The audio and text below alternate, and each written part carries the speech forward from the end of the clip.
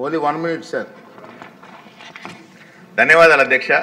ఈ ప్రైవేట్ స్కూళ్ళు ప్రమాణాలు పాటించట్లేదు అనే విషయాన్ని సభ దృష్టికి తీసుకొస్తున్నారు అధ్యక్ష.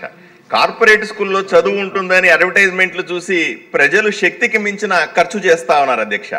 డబ్బులు లేకపోయినా బిడ్డల భవిష్యత్తు బాగుంటుందని అప్పుల పాలవుతా ఉన్నారు. విద్యారంగ వ్యాపారంలో చేరి విద్యా వ్యాపారంలో విలువెల్లాడిపోతాను అధ్యక్ష. నా ప్రశ్నలు సూటిగా ఉన్నాయి అధ్యక్ష.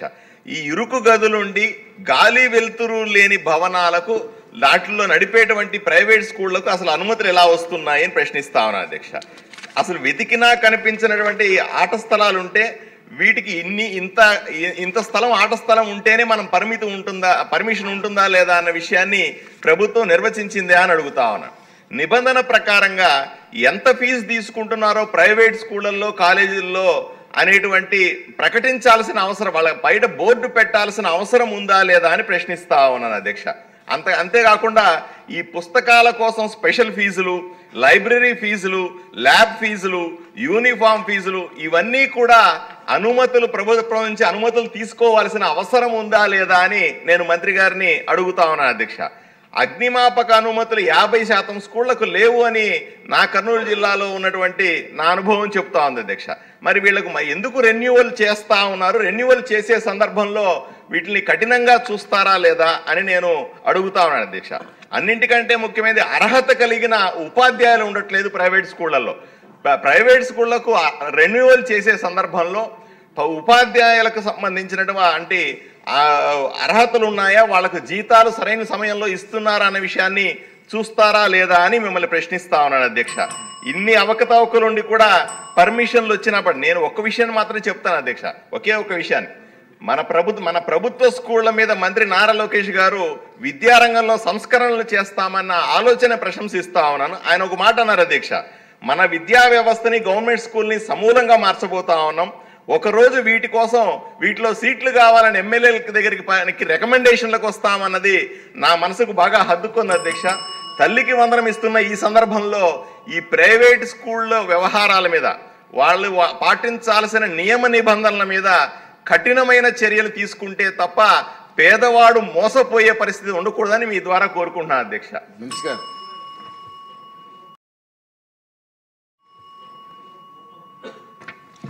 అధ్యక్ష, గౌరవ సభ్యులు చాలా ప్రశ్నలు ఇస్తారు అధ్యక్ష. మొదటి ప్రశ్న అధ్యక్ష, ఫైర్ ఎన్ఓసి అనేది యాజ్ పర్ ఫైర్ నామ్స్ ఇస్తాం జరుగుతుంది, అది మొదటిది. రెండోది building permission as per local municipal కానివ్వండి లేదంటే పంచాయతీ నామ్స్ ప్రకారం వాల్ పర్మిషన్ ఇస్తాం జరుగుతుంది అధ్యక్ష. ప్లే గ్రౌండ్కి వచ్చే గల మనం జియో నంబర్ 88 7/7/2008లో జియో ఉంది అధ్యక్ష. జియో ప్రకారం మనం గవర్న్ అవుతున్నాం. దాంట్లో మొదటి చూస్తే అడ్మిషన్స్ బట్టి ఎంత స్థలం ఉండాలి ప్లే గ్రౌండ్ అనేది ఉంది. అది కాకుండా ఇండోర్ స్పోర్ట్స్ హాల్ కూడా ఏర్పాటు చేసడానికి ఈ జియో ఇస్తుంది. దాంతోపాటు ఒకవేళ ఈ రెండు లేకపోతే మున్సిపల్ కార్పొరేషన్లో ఉన్న మున్సిపల్ గ్రౌండ్స్తో టైఅప్ అవ్వచ్చు అని ఉంది. అది కూడా లేకపోతే వేరే స్కూల్ ప్లే గ్రౌండ్స్తో టైఅప్ అవ్వచ్చు అని కూడా ఉంది. ఇట్లా ఏంటంటే 2008లో ఈ విసులుబాట ప్రైవేట్ పాఠశాలలకి ఆనాటి ప్రభుత్వం అంటే కాంగ్రెస్ ప్రభుత్వం అవకాశం కల్పించింది. ఇప్పుడు మన ప్రభుత్వం వచ్చిన తర్వాత ఈ ఏదైతే పర్మిషన్స్ వ్యవహారం ఉందో మీరు అన్నట్టు దాంట్లో కొన్ని లోటుపాట్లు ఉన్నాయని నా దృష్టికి తీసుకొస్తాం జరిగింది.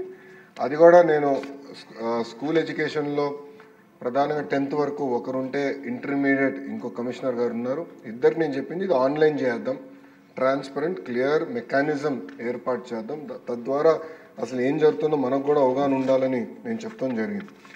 దాంతోపాటు మీరు చూస్తే ఎన్సీసీ వచ్చే గల నేను కేంద్రంలో ఉన్న రక్షా మంత్రి రాజ్నాథ్ సింగ్ గారిని ప్రత్యేకంగా కలిసి ఒక డైరెక్టరేట్ ఇక్కడ ఏర్పాటు చేయండి, ఎందుకంటే డైరెక్టరేట్ ఇక్కడ ఉంటే ఎన్సీసీని పెద్ద ఎత్తున నేను ప్రోత్సహించగలుగుతానని ఆయన కోరతం చెంది ఆయన అనుకూలంగా కూడా స్పందించారు. ఇది ఈ ప్రకారం మనం ఇప్పటి వరకు గవర్న్ అవుతా వచ్చామండి. ఏమైనా మార్పులు చేర్పులు చేయాలంటే ఈ జియో నంబర్ 88కి సవరణలు తీసుకురావాలి. ఇప్పుడు అవునన్నా కాదన్నా ఈరోజు స్కూల్ ఎడ్యుకేషన్కి వచ్చే గల 50% మంది పిల్లలు ప్రైవేట్ పాఠశాలల్లో చదువుతున్నారు. ఆ ఇంటర్కి వచ్చే గల అది కొంచెం స్క్యూ అవుతాం జరుగుతుంది. దానికి ముందర నా ఆలోచన ఏంటంటే ముందర ప్రభుత్వ పాఠశాలను బలోపేతం చేయాలి.